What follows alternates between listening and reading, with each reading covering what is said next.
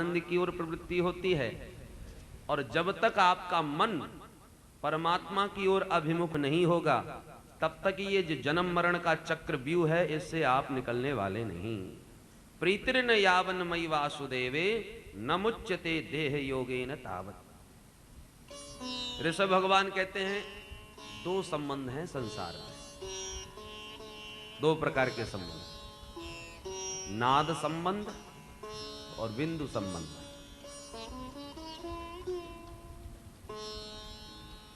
माता पिता भाई बंधु ये सब बिंदु संबंधी हैं और इनको भी सुहृद माना जाता है। परंतु जब हम किसी सद्गुरु से शरणागति ग्रहण करते हैं, महात्मा लोगों के भी, ये हमारे गुरुदेव, ये हमारे काका गुरु, ये हमारे चाचा गुरु, ये हमारे गुरु भाई, ये हमारी गुरु बहन, ये भी रिश्ते बनते हैं, इसको नाद संबंध कहते हैं। और ऋषभ भगवान संबंध की एक बड़ी सुंदर व्याख्या देते हैं।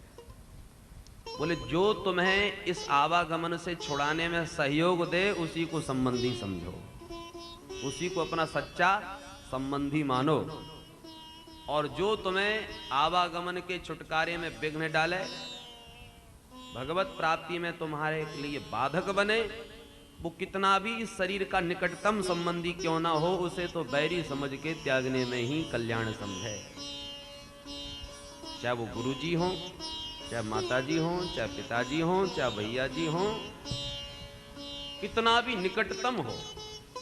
गुरुर्न सस्यात् स्वजनो न सस्यात्, पिता न सस्यात् जननी न सा स्यात्, दैवं न सस्यात् न पतिश्च सस्यात्, नमो चेद्यः समुपेत मृत्युम्।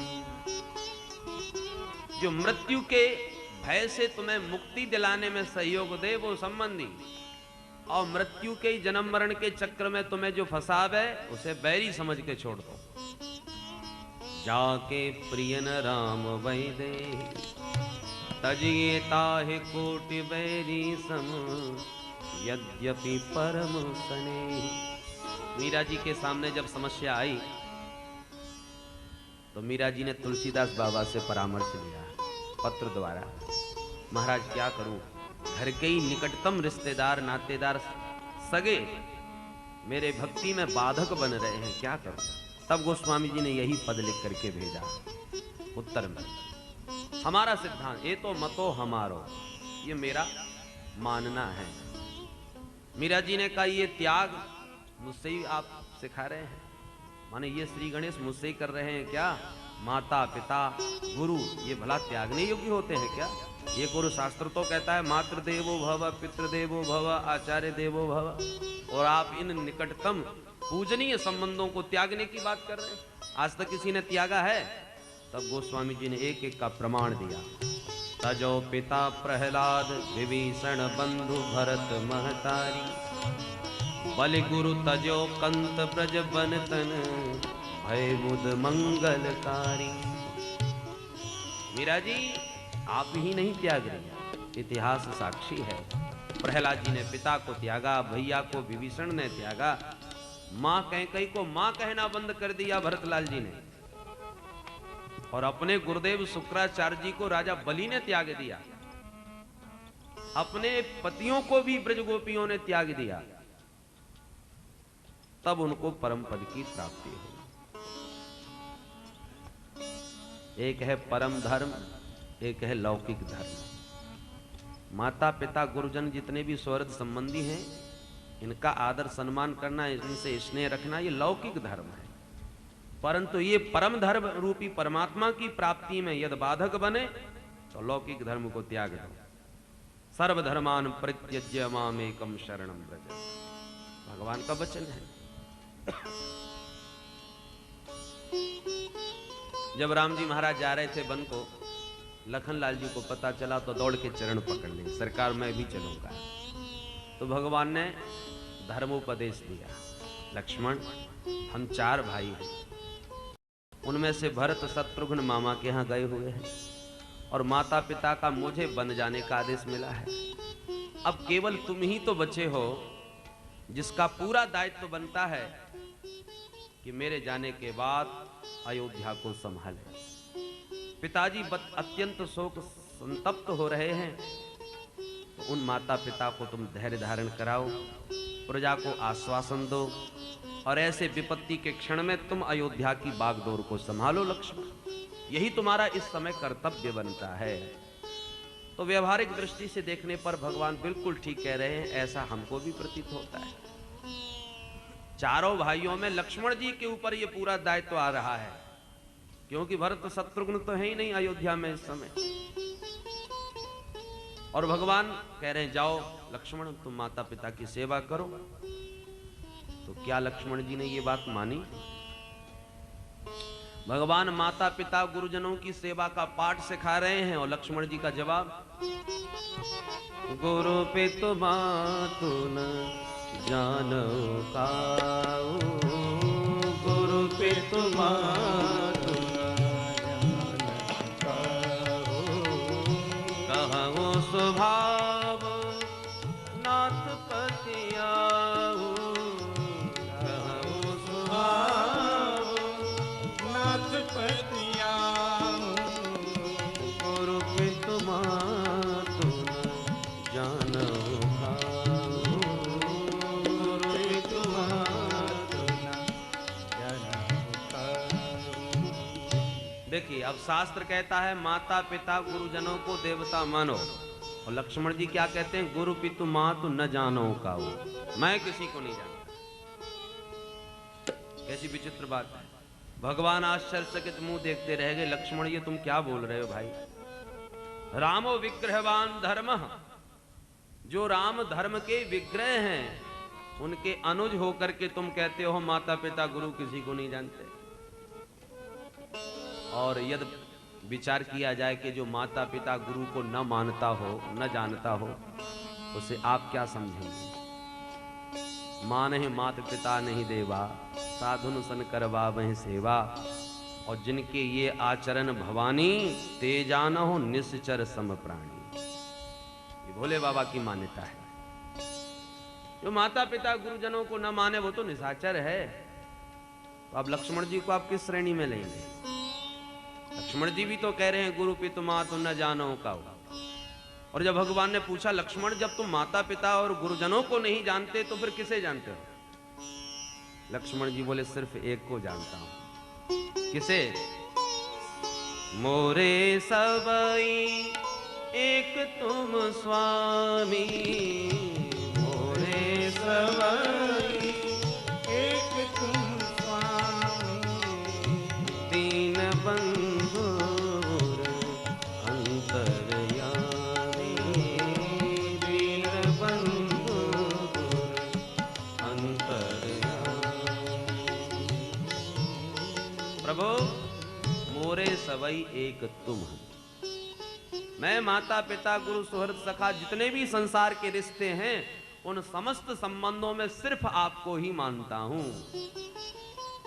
माता रामो मत पिता रामचंद्र, स्वामी रामो मत सखा रामचंद्र, सर्वस्वं मे रामचंद्रो दयालु, नान्यम जाने नैव जाने न जाने।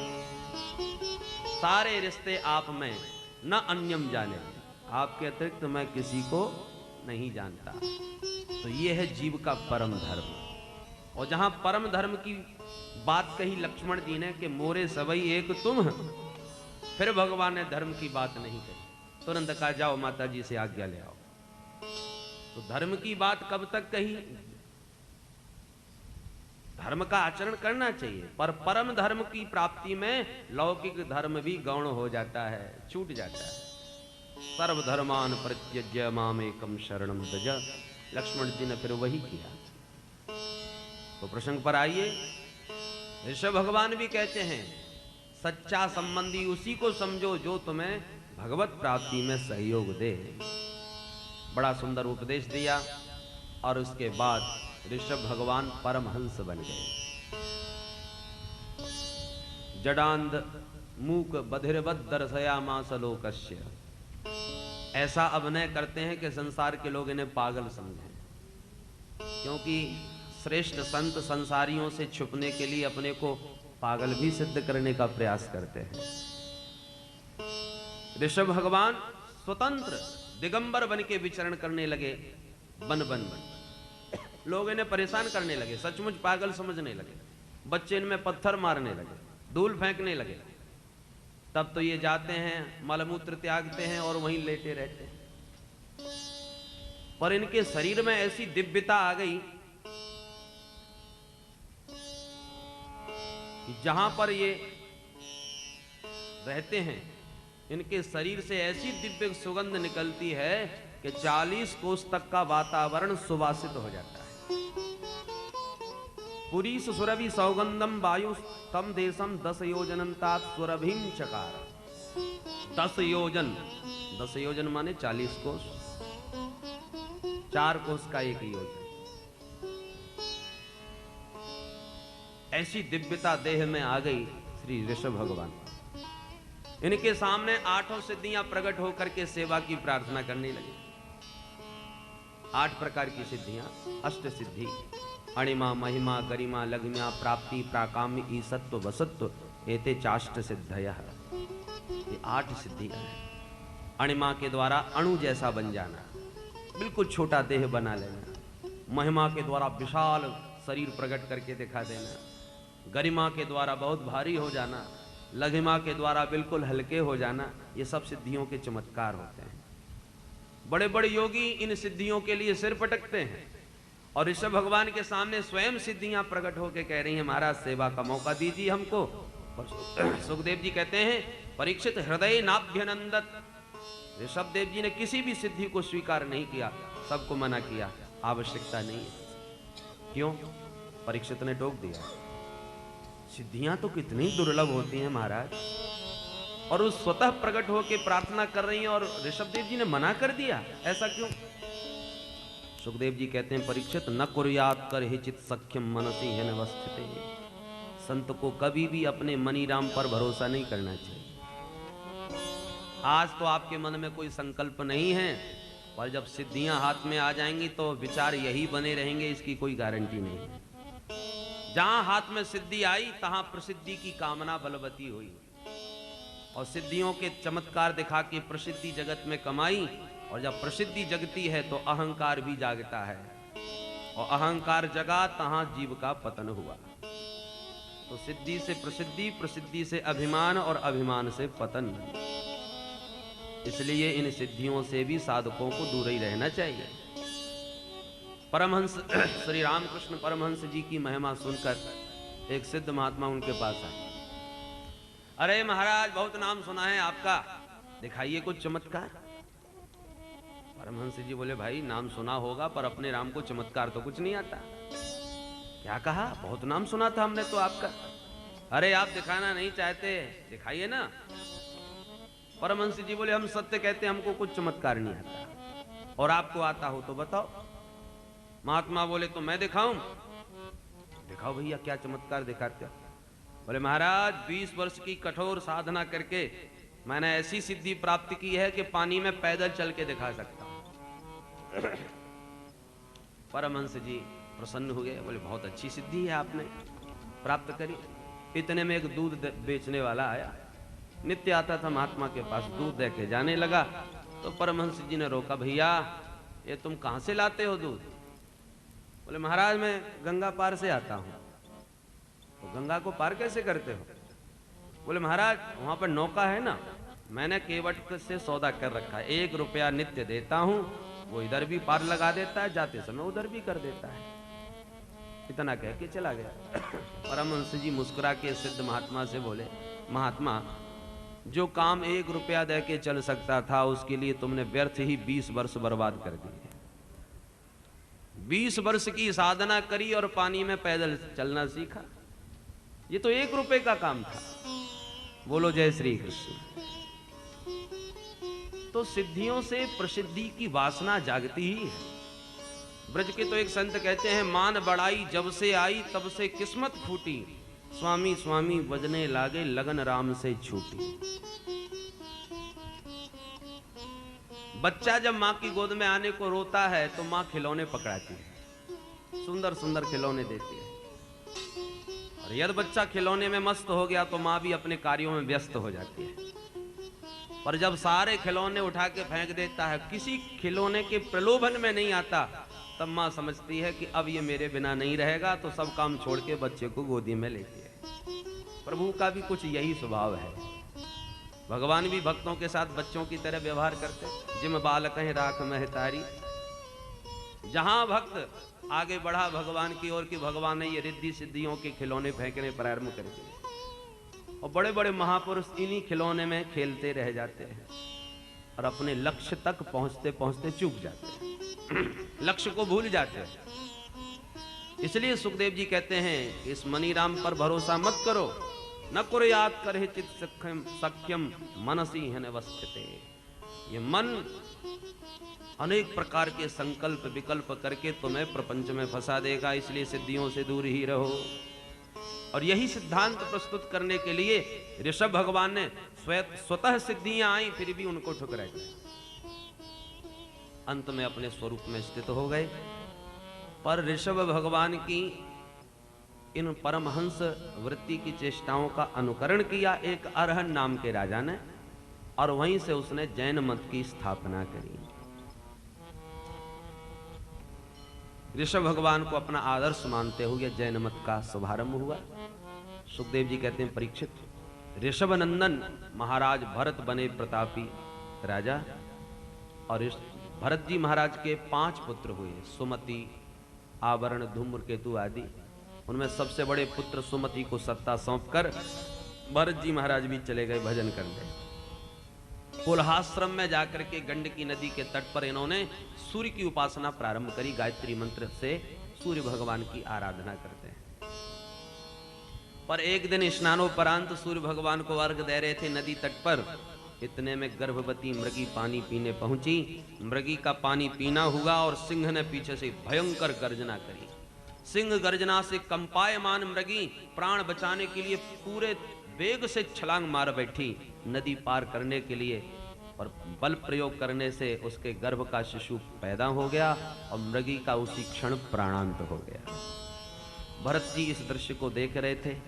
मृगी तो मर ही गई, पर उसका बच्चा पानी में गिरा और बहता चला गया। भरत जी को लगा यदि इसे नहीं बचाया तो ये भी मर जाएगा। मारी छलांग पानी में और बच्चे को बचा के किनारे लाए। सोचा ये तो बेचारा, इसकी माँ तो मर ही गई, इसका लालन पालन कैसे होगा, तो गोदी में लिए आश्रम आ गए। सेवा शुश्रूषा करी, बच्चा स्वस्थ हो गया। अब उसे दूध पिलाते हैं, घास खिलाते हैं, उसका पूरा ध्यान भी रखते हैं। अब मन भी धीरे धीरे लगने लगा कि भाई अकेले बैठे थे इस आश्रम में, चलो 1 से 2 भले। अब इसे कहते हैं मनीराम जी का चमत्कार। भजन करने के लिए अपनी अर्धांगिनी को त्यागा, अपने परम प्रिय आत्मज पुत्रों को त्यागा, चक्रवर्ती सम्राट की पदवी त्यागी, इतना बड़ा महात्यागी भरत, और अब धीरे धीरे मृग के बच्चे में अटकता चला गया। और स्थिति ये हुई कि भजन कम होता गया और मृग का प्रेम बढ़ता गया। आए थे हरि भजन को ओटन लगे कपास। जब तक 2-4 बार प्रेम से हाथ नहीं फेर देते मृग शावक पर, तब तक मन नहीं लगता। और भजन करने बैठते हैं तो मृग का छौना आता है, कभी चाटने लगता है, कभी सूंघने लगता है, कभी छोटे छोटे सींगों से खुजलाने लग जाता है। भरत जी को बड़ा भाता है, डांट भी देते हैं तो भोली सूरत बना के बैठ जाता है। माने भरत जी को मृग की प्रत्येक चेष्टाएं बड़ी आकर्षक लगने लगी। कितना प्यारा है, मुझसे कितना प्रेम करता है, इसका माँ बाप तो कोई है नहीं, इसलिए मुझे ही अपना सब कुछ मानता है, इसका है भी कौन। बस एक दिन वो आया कि भजन में बैठे थे भरत जी, और मृगों का एक झुंड वन से निकला और उन्हीं के पीछे पीछे मृग का छौना भी भागता चला गया। परंतु नेत्र खोल के जब भरत जी ने चारों तरफ आश्रम में देखा, आवाज लगाई, मृग का छौना नहीं दिखा तो घबराए। ओहो, कहीं शेर उठा के तो नहीं ले गया, कोई हिंसक जानवर ने उसका पर प्रहार तो नहीं किया। दूर दूर तक वन में ढूंढते फिरे पर बच्चा कहीं नहीं मिला। अब उसके बिना मन न लगे। बड़ा पश्चाताप, इतना क्लेश हुआ भरत जी को, इतना कष्ट कि मृग का चिंतन करते करते प्राण ही त्याग दिए और अंते यामती सागति, मृग के चिंतन में देह त्याग किया तो अगले जन्म में मृग बन के ही पैदा होना पड़ा। बोलो जय श्री कृष्ण। भरत जी तो मृग से प्रीति करके मृग ही बने, पर आजकल कुत्तों को बहुत पाला जाता है। अपने साथ ही लिटाएंगे, अपने साथ ही खिलाएंगे। भगवान न करे मनुष्य बनने के बाद कहीं कुछ और न बनना पड़े। बोलो जय श्री कृष्ण। परंतु जीवन में किया हुआ शुभ कर्म तप कभी व्यर्थ नहीं जाता। स्वल्पमप्यस्य धर्मस्य त्रायते महतो भयात्। भरत जी ने जो तपस्या करी वो बेकार नहीं गई।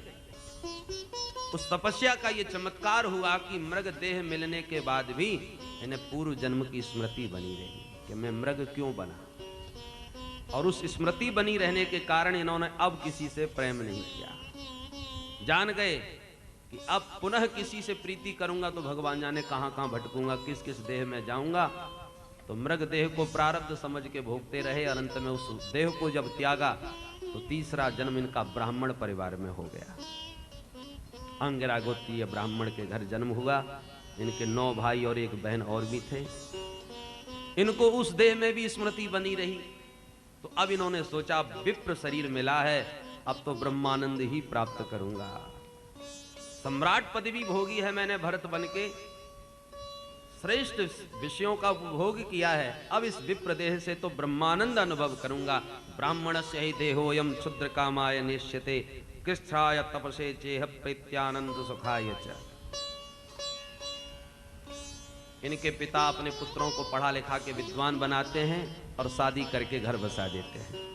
भरत जी सबसे छोटे भाइयों में थे। सोचा कि यदि हम भी विद्वान बन गए तो हमारी भी शादी हो जाएगी और हम भी नौन तिल लकड़ी में फंस जाएंगे। इन्होंने सोचा हम विद्वान ही ना बने तो संसार में भी ना फंसे। पिताजी पढ़ाते पढ़ाते परेशान, ये कभी कोई कुछ भी याद करके नहीं सुनाते। पिताजी दुखी होके बोले बेटा कम से कम कुछ नहीं तो गायत्री मंत्र तो याद कर ले, ब्राह्मण घर में पैदा हुआ है। अच्छा पिताजी तो सुनाइए, हम आपसे सुन के याद कर लेंगे। तो पिताजी सुनाते जाते हैं, ये सुनते जाते हैं और थोड़ी देर बाद जब पूछते हैं बेटा याद हुआ, तो हंस के कहते हैं पिताजी जब से आप मंत्र पढ़ रहे हो तब से इस बिल में 9,999 चींटियां घुस गई।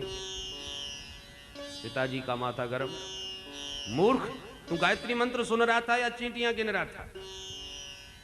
पिताजी ने नाम दे दिया जड़ भरत, महामूर्ख है, ये कभी नहीं पढ़ सकता।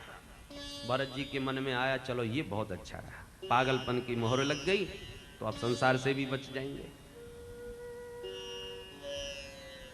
कालांतर में पिता का स्वर्गवास हुआ, माताजी भी पधार गई, तो अब घर में केवल भैया और भाभी रह गए। भाई लोग तो इन्हें पागल समझ के अनदेखा कर देते थे, चलो इतने भाइयों में एक पागल ही सही, हम इसका पेट भरेंगे।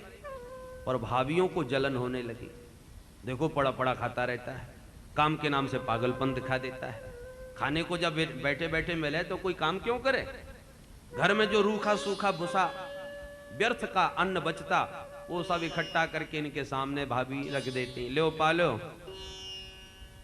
ये उसको महाप्रसाद समझ के बड़े प्रेम भाव चाव से पाते, इसलिए शरीर सबसे हृष्ट पुष्टि ही घर में नजर आता। भाभियों को फिर जलन हुई।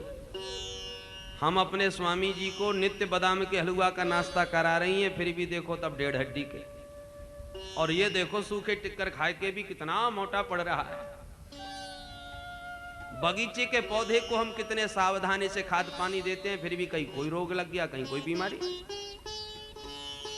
पर इन पहाड़ों के ऊपर जो वृक्ष है इनको खाद पानी देने कौन जाता है? भगवत आश्रित है, जब देखो तब हरे भरे, इनमें कोई रोग नहीं लगता। ये पहाड़ों के ऊपर भी हरिया रहे हैं और हम लोग खाद पानी सब दे के सींच रहे हैं, फिर भी मुरझा रहे हैं। तुलसी बिरवा बाग के सींचते मुरझा,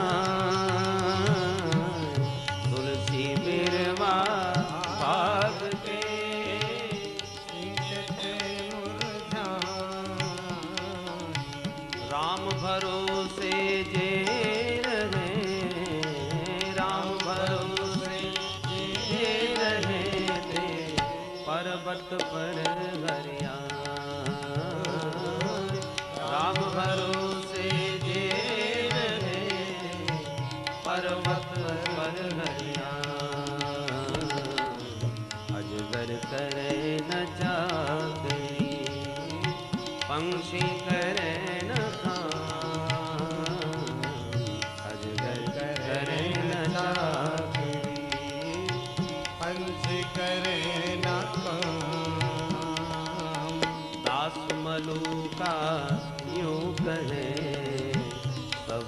दाता राम, दास मलुका यूं कहे, सबके दाता राम। भरत जी सर्वथा भगवत आश्रित परमहंस वृत्ति से रहते हैं। घर में जब ज्यादा झगड़े हुए भाइयों के कारण, तो भाइयों ने कहा सुनो भाई भरत, अब पागलपन से काम नहीं चलेगा, तुम हमारे साथ चला करो, कुछ काम किया करो, हाथ बटाया करो। भैया बोलो क्या काम करना है? तो ले गए खेतों पर, देखो इस खेत को हमें गोड़ना है, उसके बाद इसमें बीज बोएंगे। तो भैया वो कैसे किया जाता है आप बताते जाइए, मैं करता जाऊंगा। भाइयों ने कहा देखो ऐसे ऐसे खोदते जाना, बस गुड़ जाएगा। बोले इसमें क्या लगता है, भैया आप अपना काम संभालो, ये काम मैं अकेला करके दिखाऊंगा। ठीक है भैया करो। उठाया फाफड़ा, सोचने लगे यदि ये काम बहुत बढ़िया कर दिया तो कल दूसरा काम पकड़ा देंगे और हमको खेत का ही बैल बना देंगे। क्या करें, सुलिया फावड़ा और एक ही जगह खोदते कुआ खोद डाला।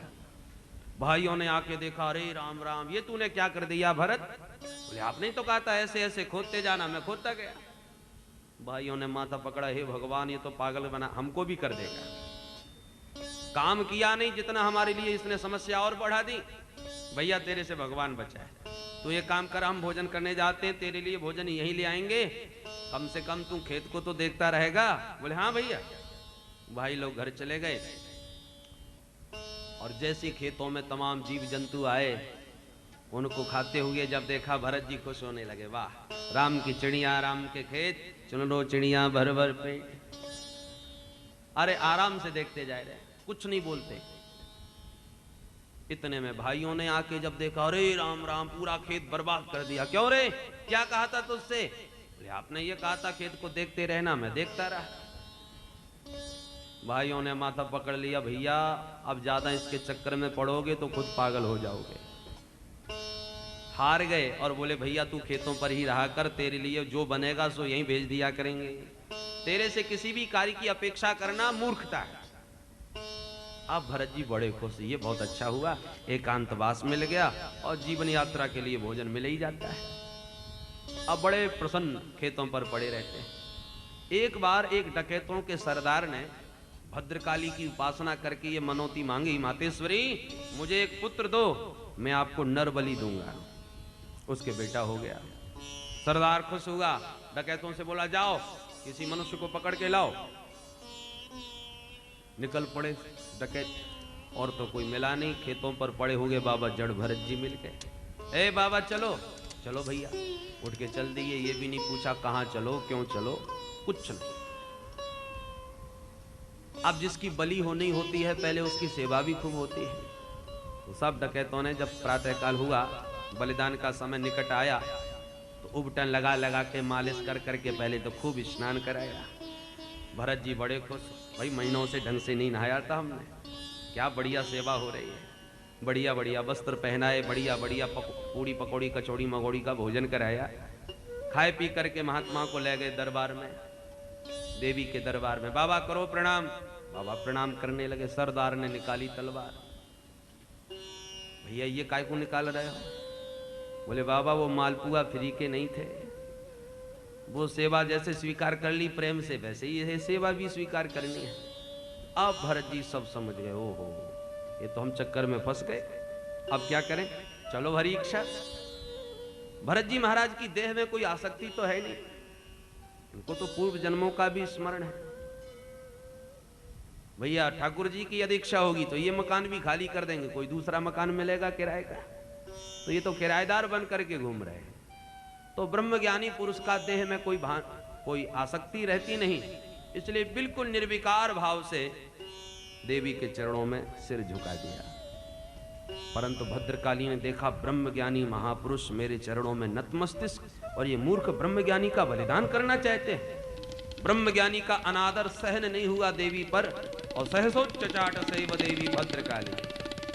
भद्रकाली प्रकट हो गई और खड्ग छीन के जितने भी डकैत खड़े थे सबकी गर्दन को काट फेंका। कंदुक क्रीड़या एव, उन सबके सिर को गेंद की तरह उछाल करके क्रीड़ा करने लगे। कुछ समय बाद जब भरत जी ने ऊपर दृष्टि घुमाई तो मंदिर के अंदर का सारा दृश्य बदल गया। भरत जी समझ गए, हो मातेश्वरी ने काल के गाल से निकाल लिया हमको। अब तो स्वतंत्रता से विचरण करेंगे, किसी के ऊपर बोझा नहीं बनेंगे। जो मातेश्वरी काल के मुख से हमारी रक्षा करे, तो अब हम किसी के ऊपर बोझा क्यों बने? स्वतंत्र विचरण करने लगे। अब घर लौट के गए ही नहीं। एक समय की बात, सिंध सौवीर देश का राजा रहुगण पालकी में बैठ के जा रहा था सत्संग सुनने के लिए। अचानक एक व्यक्ति भार ढोने वाला बीमार हो गया, उसे ज्वर आ गया। अन्य भार वाहकों ने कहा सरकार एक साथी अचानक अस्वस्थ हो गया, अब क्या करें? राजा ने कहा अस्वस्थ हो गया तो हटाओ, किसी और को पकड़ के लगा लो। तो कहार चारों तरफ देख रहे थे, कोई मिले तो पकड़े। सामने से आते जड़ भरत जी मिल गए। आवाज लगाई इधर आओ महाराज। चले आए। अब ये तो अपने को पागलपन सिद्ध करते थे। कहो भैया, बोले लग जाओ पालकी में। बाबा बोले धर दो कंधे पर। अब बीमार व्यक्ति को हटा दिया और बाबा जी को लगा लिया। चार कहार सुचारू रूप से तभी चल सकते हैं जब एक चाल में चले। तो तीन कहार तो त्वरित चलने का प्रयास करते हैं और जड़ भरत जी अपनी मस्ती में चलते हैं। तो बड़ी उलझन होने लगी, कहारों को परेशानी होने लगी। और जड़ भरत जी महाराज तो नीचे दृष्टि डाल के चलते हैं, कोई चींटा चींटी न मर जाए। दृष्टिपूतम न्यसेत पादम, सन्यासियों का धर्म, तदनुसार चलते हैं। अब चलते चलते पैर रखा और पैर के नीचे चींटा दिखा, अरे बेचारा मर जाएगा। बचाने के लिए जैसी छलांग मारी, तो भार ढोने वाला छलांग मारे तो पालकी का हाल क्या होगा? पालकी डगमगा गई और राजा रहुगण एकदम क्रुद्ध हो गए। हे बोढ़ारः सात्वत क्रमत विषम मुह्यते यानम। ए भार वाहको, तुम्हें पालकी ढोना नहीं आता क्या? ये कैसे डगमगा रही है पालकी? अब कहार घबराए, लगता है इसके चक्कर में सब मरेंगे। हाथ जोड़ के सबने शिकायत कर दी, महाराज अयम अधुनैव नियुक्तोपि न द्रुतम व्रजति। हमने इसे अभी अभी पकड़ के लगाया है, ये जल्दी नहीं चलता, और चलता भी है तो कभी कभी छलांग मार बैठता है। अब राजा ने जरा दृष्टि डाली जड़ भरत जी के ऊपर, ये कौन पागल है? तो जड़ भरत जी का हृष्ट पुष्ट शरीर दिखाई पड़ा तो राजा व्यंग के बाण चलाने लगे। ओहो ये है, अरे बेचारा देखो कितना पतला दुबला 1.5 हड्डी का आदमी, उस पर भी तुमने इतना बोझा मेरी पालकी का उसके कंधे पर लाद रखा है। अरे तुम लोग तो अभी अभी लगे हो, ये बेचारा सबसे पहले का पालकी ढो रहा है ना, इसलिए बड़ा कष्ट हो रहा है, बड़ा थक गया है। जड़ भरत जी सब समझ रहे कि हमारा मजाक उड़ा रहे हैं, फिर भी कोई प्रत्युत्तर नहीं दिया और उसी गति से चलते रहे। फिर कोई चींटी नजर आया तो फिर मार दी छलांग। अब राजा आपे से बाहर, प्रमत्तस्य करोमि चिकित्साम दंडपाणि रेव। हे मतवाले, मैं तेरा इलाज करना भी अच्छी तरह जानता हूं। ये मतवालापन तो इसलिए दिखा रहा है ताकि मैं तुझे पागल समझ के छोड़ दूं और तू मेरे भार से बच जाए। और तुम जैसे मतवालों को ठीक करना भी मैंने खूब सीखा है। ऐसा दंड दूंगा जैसे यमराज पापियों को दंड दे के शुद्ध करते हैं। तू तो जिंदा मुर्दे के समान प्रतीत होता है। अब जड़ भरत जी को लगा कि बोलना पड़ेगा, क्योंकि मैं नहीं बोला तो ये मेरा अपमान करता जाएगा और मेरी देह में आसक्ति नहीं, अपमान का मुझ पर तो कोई प्रभाव पड़ेगा नहीं, परंतु मेरा अपमान करने से ये नरक में जरूर गिरेगा और मेरे कारण कोई साधक नरक में जावे, ये ठीक नहीं, इसलिए इसको बचाना चाहिए। तो अपने अपमान से बचने के लिए नहीं बोले, अपितु रहुगण का पतन होने से बचाने के लिए बोले। आज तक जीवन में जड़ भरत जी ने किसी से बात ही नहीं करी। पहली बार जीवन में अपनी योग्यता का परिचय दिया कि ये कौन है। समुद्र में अनेक रत्न होते हैं पर हर किसी को नहीं मिलते, कोई कोई पात्र उसका होता है। संत में भी अनंत गुणगण होते हैं पर जिस पर प्रसन्न हो जाए उसी को प्रदान करते हैं, उन्हीं के सामने अपने गुण को भी प्रकट करते हैं। दूसरी बात, रहुगण सत्संगी है, सत्संग सुनने तो जाता है, और सत्संग सुनने वाला रहुगण यदि नरक में गिरा तो बदनामी सत्संग की भी है। कि नित्य कथा सुनता था, उपदेश सुनता था संतों का, गया नरक में। तो संतों की भी बदनामी, सत्संग की भी बदनामी, इसलिए इसकी रक्षा करनी चाहिए। और महत्वपूर्ण कारण तो यह है कि जड़ भरत जी को लगा जाने अनजाने कैसे भी सही इसका भार मेरे कंधे पर है, और संत जिसका भार अपने कंधे पर लेते हैं फिर उसका कल्याण करके ही छोड़ते हैं। इसलिए जड़ भरत जी को लगा यदि मैंने इसका भार अपने कंधे पर लिया है तो अब उद्धार करके ही छोड़ूंगा। इसलिए जड़ भरत जी बोल पड़े, त्वयोदितं व्यक्तम विप्रलब्धम भरतुस्समे स्याद् यदि वीर भारः गंतुर यदि स्यादधिगम्य मध्वा पीबेति रासौ न वेदां प्रवादः। राजन, आपने जो भी कुछ कहा किसके लिए? इस शरीर के लिए? या तुम मेरा अपमान करना चाहते हो, मुझे दंड देना चाहो तो असंभव, क्योंकि मेरा कोई कुछ नहीं बिगाड़ सकता। तुम जो कह रहे थे मैं बड़ा पतला दुबला हूं, मुझे बड़ा कष्ट हो रहा है। अरे पतला मोटा होगा तो शरीर होगा, सुखी दुखी होगा तो शरीर होगा, क्योंकि ये सारे विकार शरीर में होते हैं। स्थौल्यम काश्यम व्याधय आधयश्च सुत्रिट भयम कलिरिक्षा जराच निद्रा रतिर्मन्युरहम मदस्सुचो देहेन जातस्य हि मेन संति। ये समस्त विकार शरीर में हैं, मुझ आत्मा में इनका कोई प्रभाव नहीं। अस्ति जायते वर्धते पन्नमते अपक्षीयते विनश्यादि जो सडूर्मियां हैं वो देह में स्थित हैं, आत्मा में उनका कोई संबंध नहीं। रघुगण आंखें फाड़ फाड़ के देखने लगा, जिसको मैं पागल समझ करके अनर्गल बोले जा रहा था, पर इसकी वाणी में तो बड़ा तत्व ज्ञान झलक रहा है। ये तो कोई तत्वज्ञ महापुरुष प्रतीत होते हैं। पुनः दोबारा गौर से दृष्टि डाली तो मोटा सा यज्ञोपवीत कंधे पर दिख गया। जो जनेऊ देखा ब्रह्मज्ञानी ब्राह्मण जानकर तुरंत रघुगण पालकी से नीचे कूद पड़े और जड़ भरत जी के चरणों में साष्टांग प्रणाम किया। कस्त्वं निगूढ़श्चरसि द्विजाना विवर्ष सूत्रम कतमो बधूतः। प्रभो आप कौन हैं? अपने को छुपा करके विचरण कर रहे हैं, या आपका मोटा सा यज्ञोपवीत बता रहा है कि आप ब्राह्मण हैं? विवर्ष सूत्रम, पर सूत्रधारी आप कौन से अवधूत हैं? कहीं भगवान कपिल ही तो आज मेरी परीक्षा लेने नहीं आए? महाराज क्षमा करें, मैं संसार में किसी से नहीं डरता। डरता हूं तो केवल ब्राह्मण कुल के अपमान से डरता हूं, क्योंकि सबसे बचना संभव है पर ब्राह्मण के क्रोधानल से बचना असंभव है। ना हम विसंके सुरराज वज्रात न त्रक्षशूलात् न यमस्य दंडात् नान्यर्क सोमानिल वित्तपासां शंके वृषम ब्रह्म कुलाबमानात्। जड़ भरत जी मुस्कुरा पड़े, राजन हम हैं तो ब्राह्मण ही, पर हमसे डरो मत, हम खतरनाक ब्राह्मण नहीं। अच्छा महाराज, बुरा ना माने तो एक बात पूछ लो? बोले हाँ, एक नहीं 10 पूछो। अब यहीं से जड़ भरत रघुगण का एक दिव्य शास्त्रार्थ छिड़ गया। पढ़ा लिखा है रघुगण, सत्संगी भी है, जानता है। तो अब प्रश्न किया, महाराज एक बात बताइए, आपने कहा कि मुझ आत्मा में कोई विकार नहीं, ये मोटा पतला जन्मना मरना सब शारीरिक धर्म है, मानता हूं, पर आपने ये जो कहा कि सुख दुख आदि द्वंद्व भी मुझ आत्मा को प्रभावित नहीं करते, ये बात मेरी समझ में नहीं आई। क्यों? बोले देखिए महाराज, एक उदाहरण से देखिए।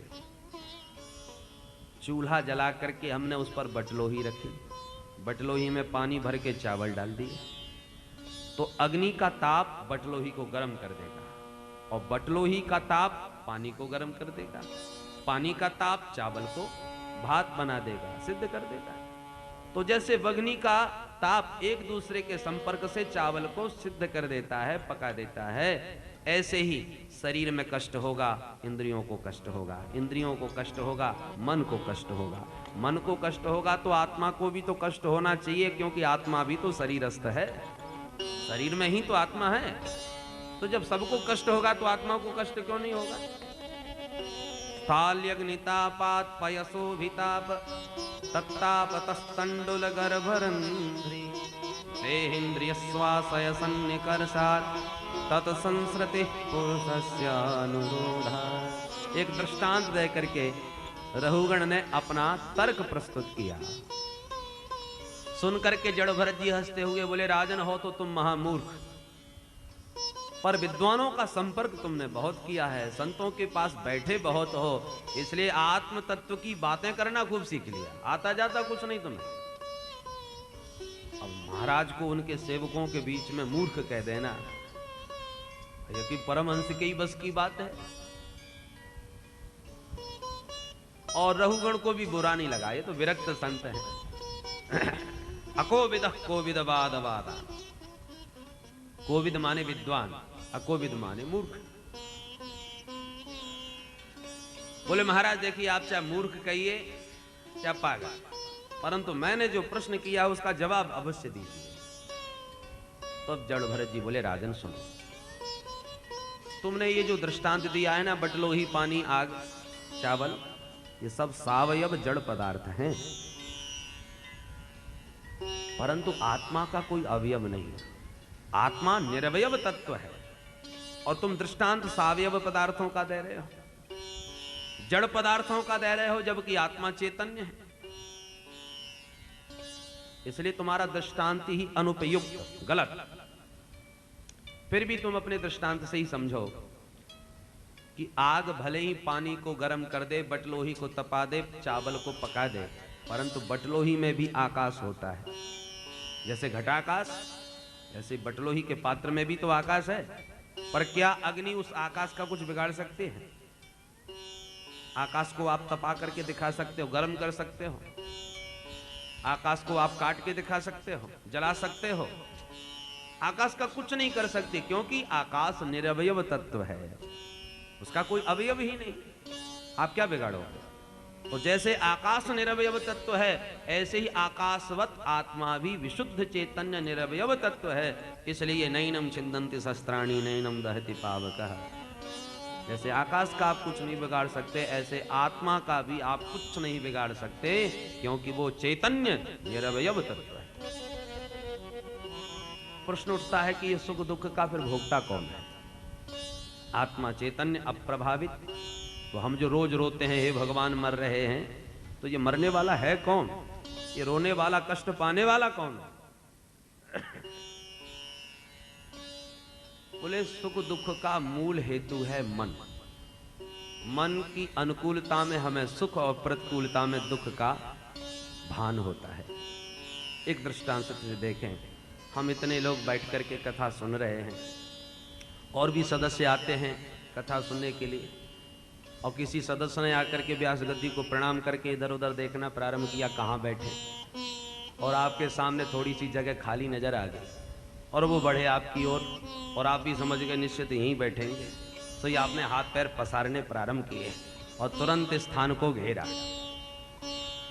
परंतु श्रीमान जी भी पूरे पक्के निकले, उन्होंने आपके पैर को खिसकाया और जो थोड़ी सी जगह दिख रही थी वहीं जाके जम गए। अब आप बिल्कुल नहीं चाहते थे कि ये व्यक्ति यहां बैठे, परंतु वो बैठ गया। अब आपको बड़ा कष्ट, पहले तो 2-3 बार धक्के आए, अरे भाई और कोई जगह नहीं मिली, जो खोपड़ी पे आके बैठ गए, जाओ पीछे, और वो फिर भी नहीं सुने, बैठे रहे, जमे रहे। तो अब कथा में मन ही नहीं लग रहा, उसी को आप आंखें फाड़ के देखते जा रहे हैं। इतना कष्ट हो रहा है जैसे आपके सिर पर ही बैठा हो। वो आपका शरीर से स्पर्श भी ना कर रहा हो, फिर भी आपको बड़ा कष्ट और भार लग रहा है। और इसके विपरीत जब दूसरे दिन आप कथा सुनने आए और जो कथा श्रोता आया उसको आपने देखा तो सचमुच आपके पास बिल्कुल जगह नहीं थी, और आगंतुक को जब आपने देखा तो पहचान लिया, तुरंत इशारा किया, अरे भैया हमारे पुराने मित्र आज आए हैं, आओ आओ इधर आओ। वो भी देख करके खिल उठा, इशारे में बोला आ तो जाऊं, पर जगह कहाँ है तेरे पास? बोले सब हो जाएगी, तू आ तो सही।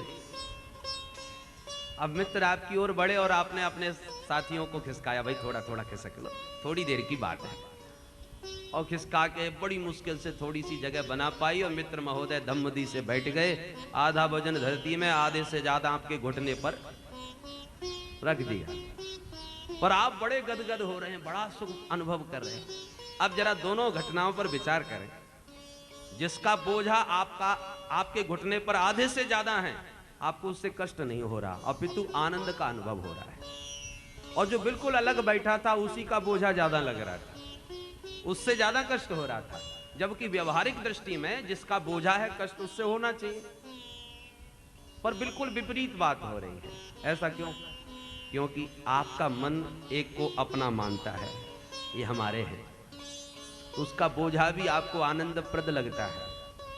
और जिसके प्रति आपके मन ने मान लिया ये हमारा नहीं, उसके लिए अलग अलग भी बैठा हो, पर आपके मन की इच्छा के विरुद्ध बैठा है, तो उसका ज्यादा वजन और कष्ट हो रहा है। मनः परम कारण मा मनंती संसार चक्रम परिवर्तयेति। सुख दुख का मूल कारण ये मनीराम जी ही हैं। मन की अनुकूलता में सुख और प्रतिकूलता में दुख।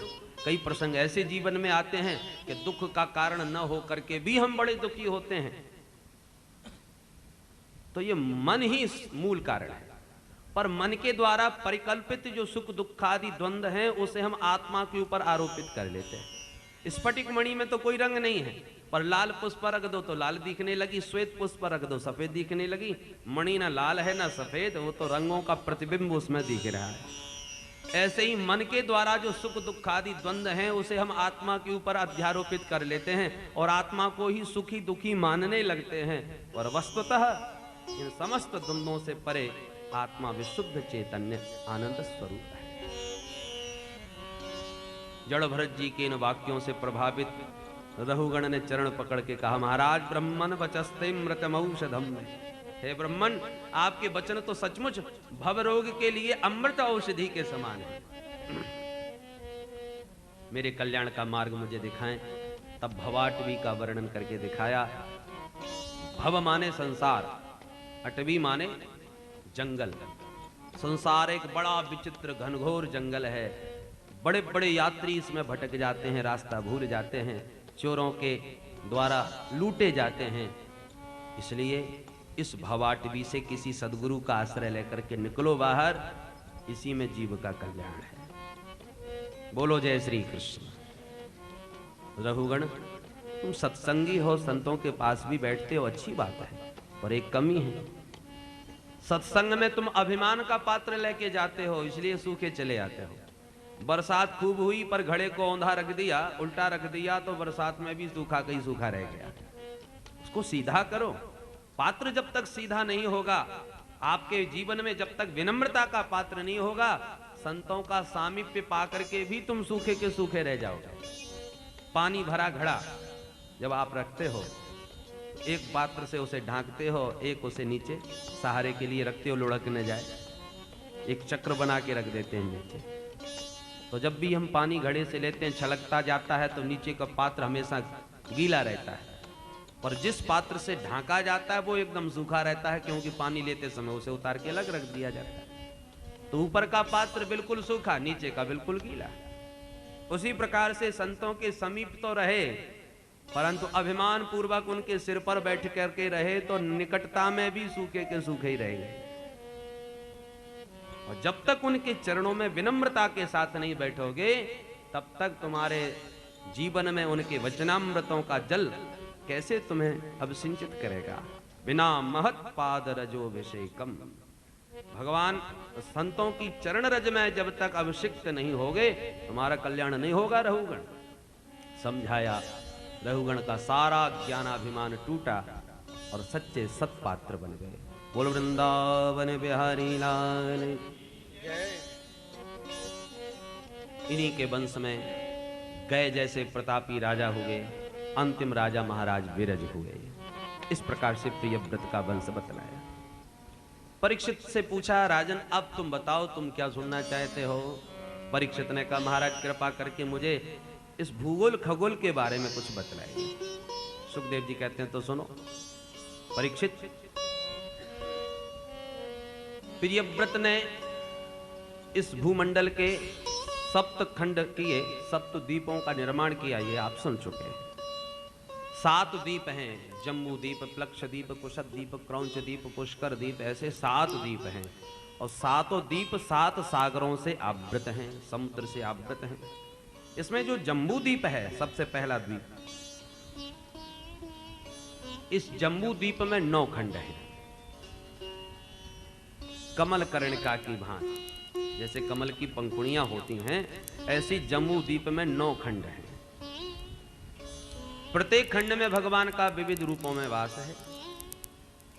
इलाव्रत खंड में हमारे भोले बाबा विराजते हैं भवानी के साथ, परंतु इसमें विशेषता है कि कोई पुरुष प्रवेश नहीं कर सकता, यदि करेगा तो स्त्री बन जाएगा, इसलिए पुरुष प्रवेश वर्जित है इलाव्रत खंड में। दूसरा है भद्राश्व खंड, जिसमें भगवान हयग्रीव रूप में विराजते हैं। तीसरा है हरिवर्ष खंड, जिसमें भगवान नरसिंह रूप में अपने प्रिय भक्त प्रहलाद जी के साथ विराजते हैं। और प्रहलाद जी भगवान नरसिंह से जीवों के कल्याण की प्रार्थना करते हैं। स्वस्त्यस्व विश्वस्य खलप प्रसीदता। हम ये जो नारे लगाते हैं ना, प्राणियों में सद्भावना हो, विश्व का कल्याण हो, ये नारे प्रहलाद जी के ही द्वारा लगाए गए हैं। स्वस्त्यस्व विश्वस्य खलप प्रसीदताम, विश्वस्य स्वस्ति अस्तु, विश्व का कल्याण हो, प्राणियों में सद्भावना हो, ऐसी कामना नरसिंह भगवान से करते हैं। केतुमाल खंड में भगवान लक्ष्मी जी के साथ कामदेव रूप में निवास करते हैं।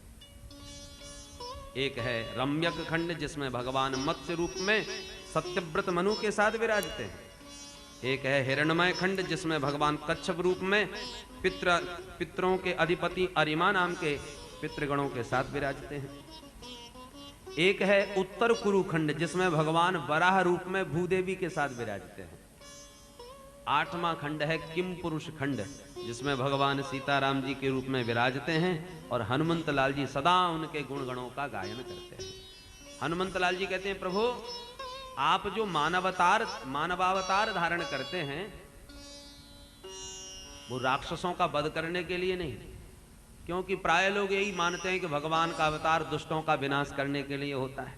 पर हनुमंत लाल जी कहते हैं, मर्त्यावतारस्त्व है मर्त शिक्षणम रक्षो बधायैव न केवलम विभो। राक्षसों का वध करना ही आपके अवतार का उद्देश्य नहीं, तो क्या उद्देश्य है? बोले मर्त्य शिक्षणम, मानवता की शिक्षा देना ही आपके अवतार का उद्देश्य है। भाई के प्रति कैसा व्यवहार, माता पिता का कैसे आदर, तो किसके प्रति हमारे जीवन में कैसा कर्तव्य होना चाहिए, वो आपने स्वयं निराकार से साकार बनकर जीवों को करके सिखाया है, क्रियान्वित करके सिखाया है। और 9वां खंड है अजनाभ, जिसका नाम भारतवर्ष। इस भारतवर्ष में भगवान नर और नारायण के रूप में विराजते हैं बद्रीनाथ में, और नारद आदि ऋषि भारतीयों के साथ उनकी स्तुति गान करते हैं, उनकी आराधना उपासना करते हैं। सुखदेव जी कहते हैं, परीक्षित इस भारत भूमि की तो जितनी महिमा गाई जाए वो कम है।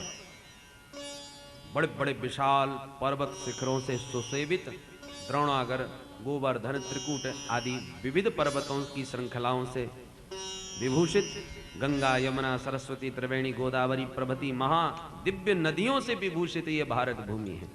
इसमें जन्म लेने के लिए देवता भी तरसते हैं। अहो अमीसां किम कार्य शोभनम प्रसन्नैसां स्वदित स्वयं हरे यैर्जन्म लब्धं नृषभारताजिरे मुकुंद सैवोपयकं स्पृहाहिनः। देवता कहते हैं स्वर्ग में, हे प्रभु, इन भारतीय मानवों ने कौन सा पुण्य किया है और आप इन पर कितने प्रसन्न हैं जो भारत भूमि में जन्म लिया। अरे इस स्वर्ग का हम क्या करें? न तो इस स्वर्ग में कभी हवन होते देखे, यज्ञों का स्वाहा सुधाकार सुनाई पड़े, न इस स्वर्ग में आपके परम पावन चरित्रों का सुनने का सौभाग्य मिलता है, ना आपके आश्रित भक्त जनों का कभी दर्शन प्राप्त होता है। ऐसा ये देवलोक किस मतलब का? न यत्र वैकुंठ कथा सुधापगा न साधवो भागवतास्तदाश्रया न यत्र यज्ञेश मखा महोत्सवा सुरेश लोकोऽपि न वै ससेव्यता। प्रश्न उठता है, ये देवता मनुष्य बनने को क्यों रोते हैं? यदि पूछा जाए मनुष्य बड़े या देवता, तो सभी कहेंगे भाई देवता बड़े होते हैं मनुष्य से।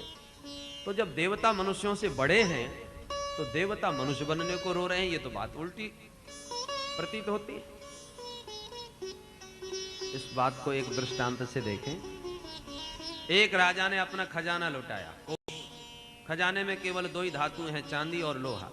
राजा ने कहा जिसको जो अच्छा लगे लूट लो, ले जाओ। तो सब ने चांदी लूटी, लोहे को कौन देखता। बाकी के जो बच्चे वो लोहा लेके संतुष्ट हो गए, जोई राम जोई राम। अब जब सब बांट चुके, ले चुके, तब राजा ने कहा चांदी वाले चले जाएं, लोहे वाले मेरे पास आ जाए। तो चांदी वाले चले तो गए, पर छुप के देखने लगे और क्या मिलेगा इनको।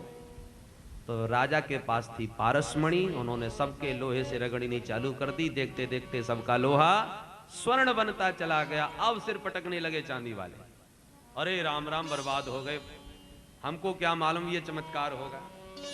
अब चांदी में वो योग्यता नहीं जो सोना बन सके, अपनी कीमत बढ़ा सके। ये तो केवल लोहे में ही विशेषता है, जो पारस का संपर्क पाकर के स्वर्ण बन जाता है।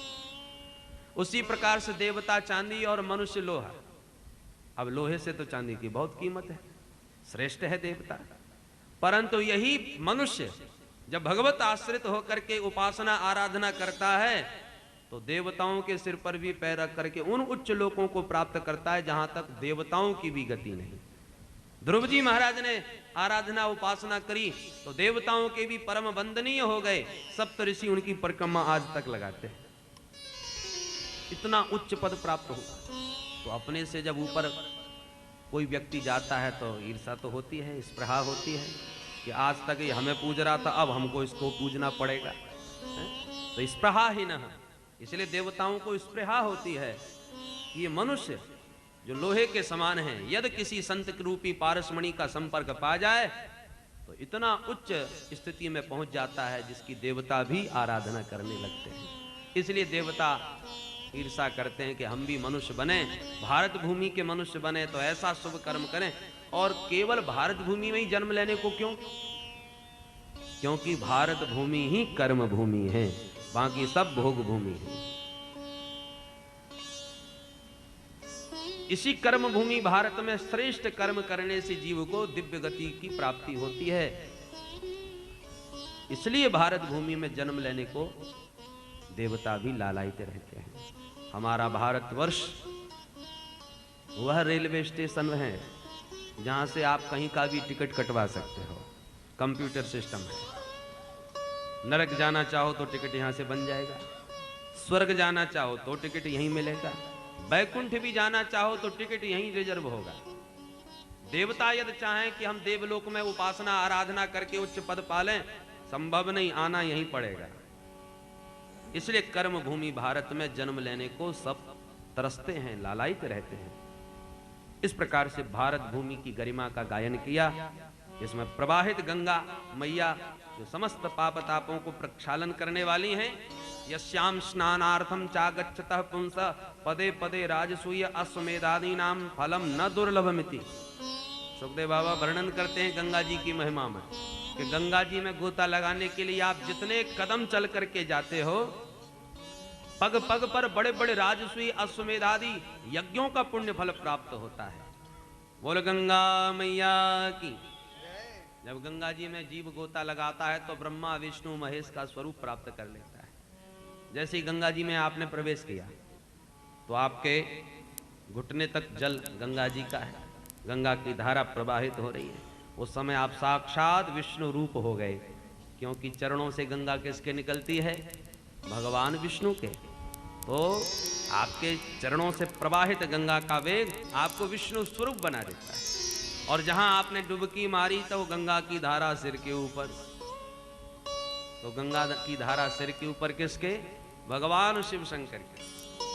और स्नानोपरांत जब अपने कमंडलू में गंगा जल लेके आप वापस घर को आए तो ब्रह्मा का स्वरूप प्राप्त हो गया, क्योंकि कमंडलू में गंगा जी किसके हैं? ब्रह्मा जी के। तो प्रवेश करते ही विष्णु रूप, डुबकी मारते ही शिव रूप, और वापस आते ब्रह्मा का स्वरूप जीव को प्राप्त हो जाता है। ये गंगा मैया की महिमा। बोल गंगा मैया की। सुखदेव जी कहते हैं, परीक्षित, पृथ्वी से 7 लोक